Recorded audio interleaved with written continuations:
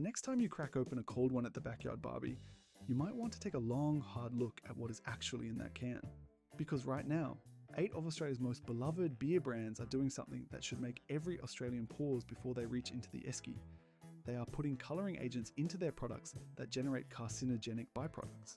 They are sourcing barley, saturated with the same herbicide at the centre of cancer lawsuits across 3 continents.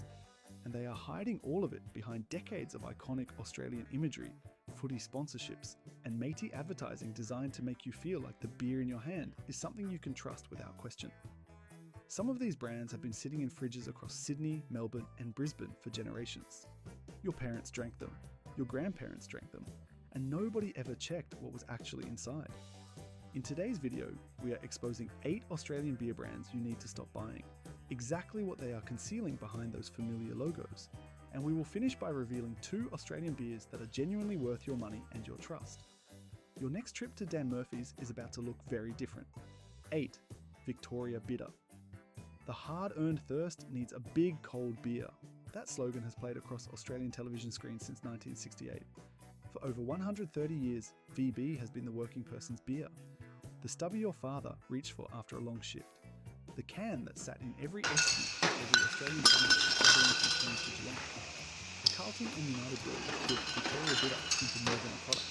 It became a cultural institution, it became Australian identity in a green can, and then they sold it. VB is now owned by Asahi, the Tokyo-based brewing giant that purchased Carlton United Breweries for $16 billion in 2020.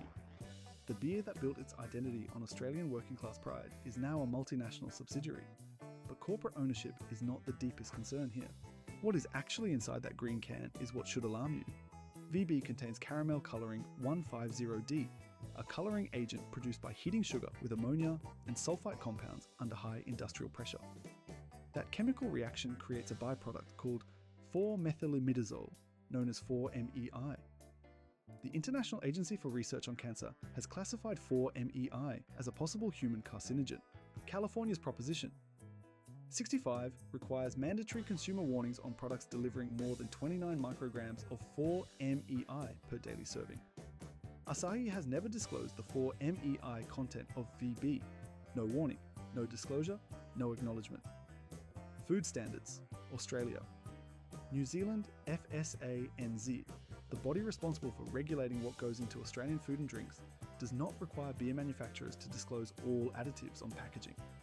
The beer industry exploits that regulatory gap completely.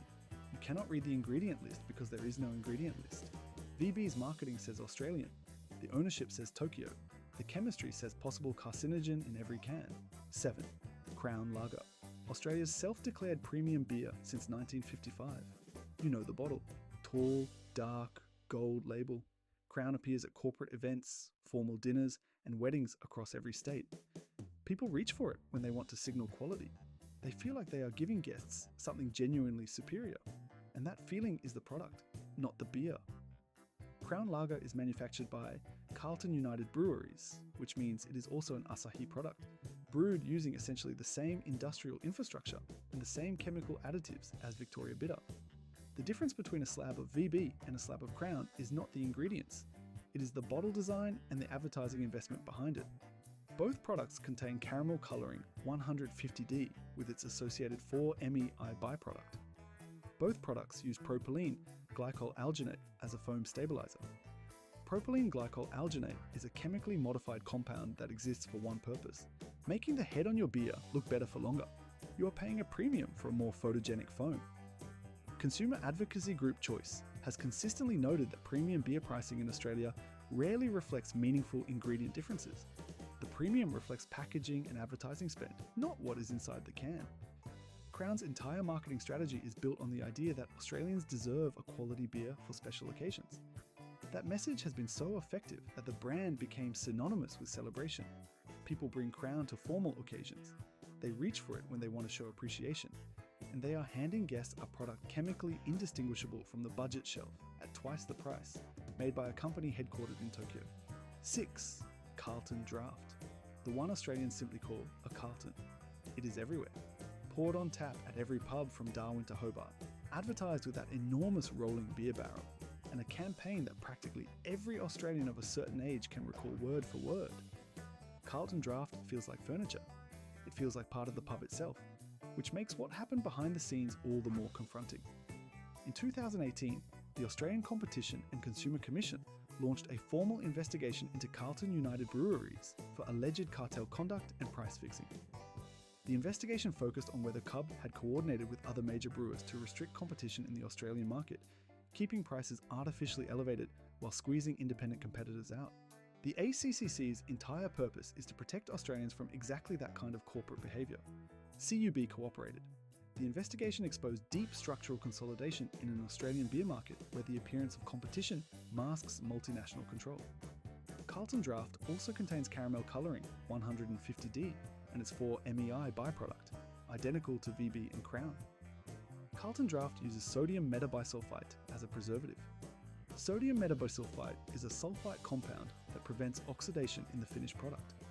Sulfite sensitivity affects a significant percentage of the population, causing responses ranging from headaches and flushing through to respiratory distress. FSANZ requires sulfite declarations on wine labels when sulfites exceed 10 parts per million. Beer labelling requirements are far less stringent. Most Carlton Draft drinkers have never been told there are sulfite compounds in every pint. The pub that feels most like home is pouring you a glass of price-investigated, sulfite-containing, Japanese-owned industrial lager without mentioning any of it. 5. XXXX Gold, Queensland's beer, X Gold. The one with the 4 X's that has been part of Queensland identity since before most people on this list were born. XXXX Gold markets itself as the mid-strength choice, sitting at 3.5% alcohol, which the advertising positions as the responsible, sessionable option. The smart choice for Queenslanders who want flavour without the full commitment. That framing is enormously effective, and it is designed to obscure what XXXX Gold actually is. XXXX Gold is owned by Lion, the Australian arm of Japanese brewing giant Kirin. Lion controls a massive share of the Australian beer market through XXXX, Two Haze, James Boag's, and several other brands that appear to be competitors but answer to the same Japanese parent. The mid-strength positioning is not about your health, it is about margins. Mid-strength beer costs less to produce per unit while commanding similar retail prices, and the reduced alcohol content saves Lion in excise duty. You are paying full price for a product that costs them less to make, but the ingredients carry the deeper concern. XXXX Gold uses corn syrup as a brewing adjunct in place of barley malt, reducing ingredient costs significantly. The corn syrup used in Australian brewing comes predominantly from genetically modified corn. Those crops are routinely treated with glyphosate herbicide. The World Health Organization's International Agency for Research on Cancer classified glyphosate as probably carcinogenic to humans in 2015. That classification triggered tens of thousands of lawsuits globally against the herbicide's manufacturer. Lion has never published glyphosate testing results for XXXX Gold. The mid-strength beer you reach for because it feels like the smarter choice may contain a probable carcinogen that nobody told you about. 4. Two Haze New, the blue can. Sydney's beer since 1931, the one that pours at every pub in New South Wales and has done for as long as most people can remember. Two Haze New is the blue-collar backbone of Sydney's drinking culture, the same way VB is in Melbourne and XXXX is in Brisbane. And like both of those brands, it is owned by Lion, which is owned by Kirin, headquartered in Tokyo. 3 supposedly competing beers. 3 separate Australian identities. 1 Japanese corporate parent making decisions for all of them. But Two Haze New carries a specific concern that goes beyond corporate consolidation and caramel colouring. Independent environmental testing across Australian grain-growing regions has documented glyphosate use on wheat and barley crops at commercially significant levels. Australian barley is treated with glyphosate as a pre-harvest desiccant, meaning the herbicide is sprayed directly onto the crop shortly before harvest to dry it down uniformly and accelerate the harvest timeline. This is not weed control. This is glyphosate applied as a deliberate production tool in the final stage of crop growth, leaving herbicide residues in the grain through malting and into the brewing process. A 2019 study published in the journal PLOS One identified glyphosate residues in commercial beers made with conventional barley. Lion has not published glyphosate testing data for Two Haze New. There is no requirement for them to do so. FSANZ food standards do not require glyphosate disclosure on beer labels. You cannot know because the law simply does not require them to tell you.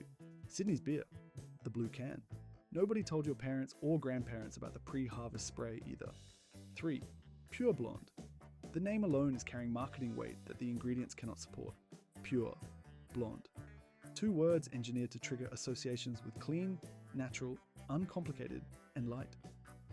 Carlton United Breweries launched Pure Blonde as Australia's original ultra-low-carb beer in 2004. The timing was perfect. The low-carb dietary movement was accelerating. Health-conscious Australians were reading labels and making different choices.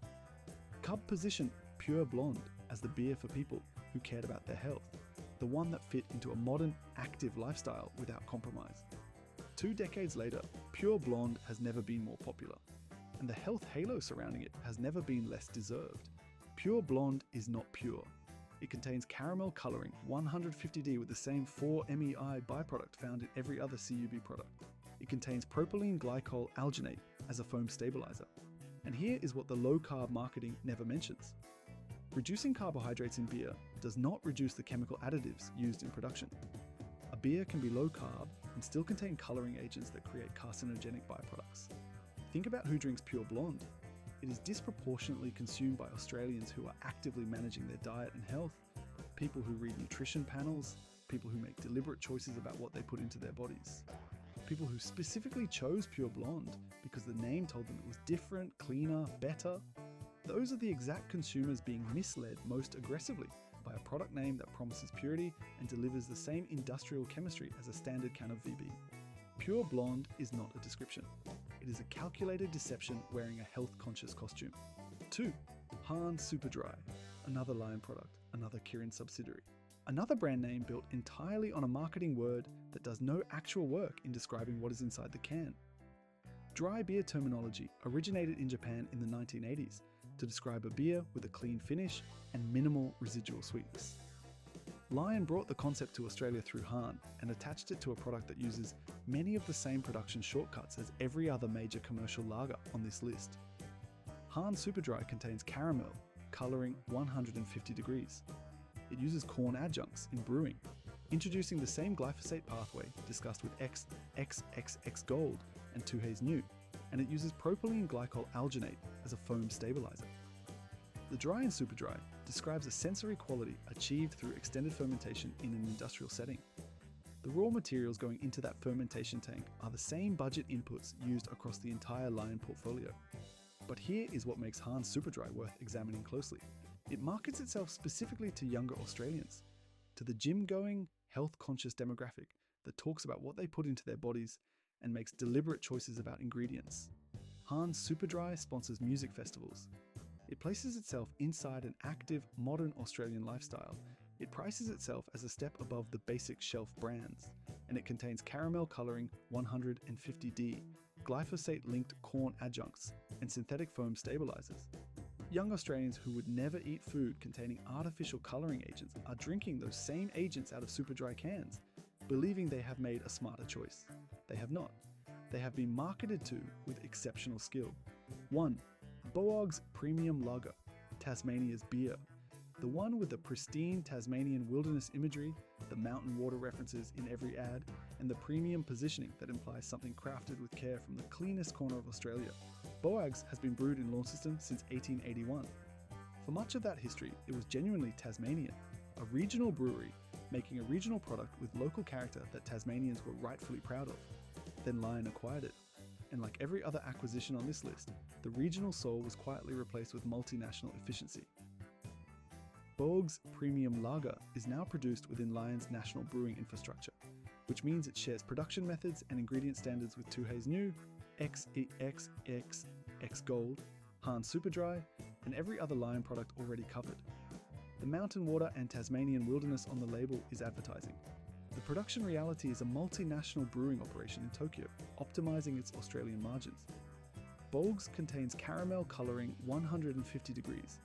It uses the same adjunct brewing processes as other Lion products, introducing the same glyphosate-treated grain pathway into the production chain. The premium pricing reflects a marketing story of Tasmanian provenance, not the ingredient quality of what ends up in the bottle. In Launceston, families have identified with Boag's for generations. It is their beer, their regional pride. and they are paying a premium for that pride while receiving a product that is chemically indistinguishable from the same multinational industrial lagers dominating every other Australian market. That is regional identity being sold back to the people who hold it most dearly, at a markup, by a corporation that knows exactly what it is worth. The fridge is looking rough right now. 8 brands, 2 Japanese multinationals running the Australian beer market, the same industrial additives across almost every can, and a labelling system that allows all of it to remain invisible. It feels like there is nothing left to drink, but there is. 2 Australian breweries are still doing it right. Cooper's Pale Ale. South Australia's most important contribution to Australian beer, and the only major Australian beer brand that has remained completely independent and family-owned through every corporate wave that swept through the rest of the market. Cooper's has been making beer in Adelaide since 1862. Thomas Cooper started the brewery. His descendants still run it today. When Lion made a formal takeover bid for Cooper's in 2005, the Cooper family and their loyal shareholders voted to reject it. When Asahi was acquiring everything available in the Australian market, Cooper's was not for sale. That independence is not just a corporate structure. It is directly reflected in what ends up in the bottle. Cooper's Pale Ale is naturally conditioned, meaning the bottle conditioning process is completed with live yeast still active inside the finished product. When you pour a Cooper's, you can pour it clean and leave the sediment at the bottom, or give the bottle a slow roll and pour the whole thing for a cloudy, full-flavoured glass. That sediment is not a defect. It is proof of real fermentation. It is evidence that something living went into the process. Cooper's publishes its ingredients without hesitation. Water, malted barley, hops, yeast. That is it. No caramel colouring 150D, no propylene glycol alginate, no corn adjuncts from glyphosate-treated crops, no sodium metabisulfite hiding in the fine print. Just 4 ingredients that humans have been making beer from for thousands of years. You can find Cooper's at Dan Murphy's, BWS, Liquorland and Woolworths nationwide. It costs about the same as a standard commercial lager, 160 years. 4 ingredients, no Japanese multinationals, no marketing deception. That is what Australian beer actually looks like. Gage Road's Brew Company, the Western Australian brewery that has spent over 20 years building something genuinely different in a market dominated by 2 foreign multinationals. Gage Roads is listed on the Australian Securities Exchange, which means its ownership is distributed among Australian shareholders, rather than sitting inside a Japanese corporate hierarchy. It is not owned by Lion. It is not owned by Asahi. It is an Australian company brewing in Fremantle, Western Australia, answerable to Australian shareholders and ultimately to the Australian consumers buying the beer. Gage Roads publishes full transparency about their brewing process and ingredients. Their single fin summer ale uses Galaxy hops sourced from Australian hop farms in Tasmania and Victoria. Their Albi Crisp Lager, developed to honour Western Australian brewing heritage, is made without corn adjuncts, without artificial colouring, and without synthetic foam stabilisers. The ingredient list is what beer should look like: water, Australian malt, Australian hops, yeast.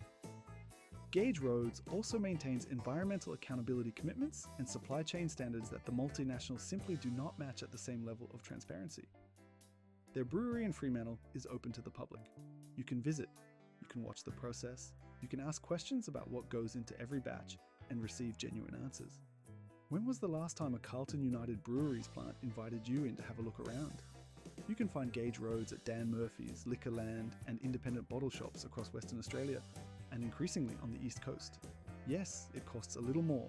You are paying for Australian ownership, transparent ingredients, and a brewery that answers to you instead of a boardroom in Tokyo. That is worth every extra cent. 8 brands. 2 Japanese multinationals quietly controlling the majority of what Australians drink every single day. Caramel colouring 150D with its carcinogenic byproduct hiding in almost every major commercial can. Glyphosate pathways through adjunct brewing that nobody is required to disclose. Premium pricing attached to products chemically identical to the budget shelf. And a beer labelling system in Australia that legally allows none of this to appear on the packaging you hold in your hand. But now you know. Cooper's has been sitting in South Australian fridges since 1862 with 4 honest ingredients and the kind of family integrity that was never for sale. Gage Roads is making genuine Australian beer in Fremantle and putting exactly what is on the label into every bottle. Next time you are at Dan Murphy's or your local bottle shop, walk past the green can and the blue label and the tall dark bottle with the gold logo. Ask yourself why there is no ingredient list on any of them. Then reach for a Cooper's or a Gage Roads and know exactly what you are drinking. If this changed how you are going to shop, hit like, subscribe, and turn on notifications so you never miss another investigation like this one. More deep dives are coming. Your fridge deserves better than what the multinationals have been quietly putting in it. Thanks for watching. Stay sharp, stay healthy, and keep rising.